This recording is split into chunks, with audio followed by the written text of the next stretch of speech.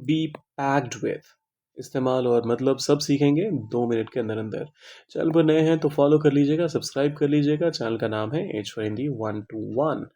किसी चीज़ से भरा हुआ होना, बी पैक्ड विथ। अब हमने फिल्ड विथ के केस में भी ये कहा, और इस केस में फिर से यही कह रहे हैं। तो अंतर क्या है? किस कोई भी चीज़ अगर क्वाइट लिटरली भरी हुई होती है तो वहाँ पर आप फिल्ड विथ का इस्तेमाल करते हैं। बोतल पानी से भरा हुआ है, the bottle is packed with water, filled with water.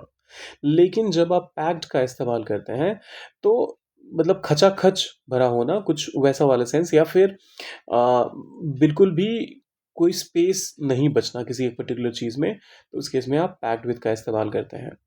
The seminar was packed with useful information.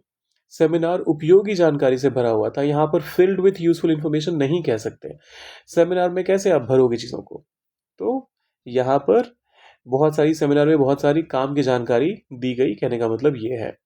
Stadium stadium जो था was packed with fans, प्रशंसकों से या फिर फैंस से खचाखच भरा हुआ था। This book is packed with examples, इस किताब में बहुत सारे उदाहरण हैं, बहुत सारे उदाहरण भरे पड़े हैं। The schedule is packed with meetings, schedule बैठकों से भरा हुआ है। अब यहाँ पर फिर से आप नहीं कह सकते schedule is filled with meetings, गलत हो जाएगा वो, ऑकवर्ड स्ट्रक्चरिंग लगेगा और मतलब समझ तो आएगा लोगों को लेकिन गड़बड़ हो जाएगा वो। The mall was packed with people, जो मॉल था वो लोगों से भरा हुआ था।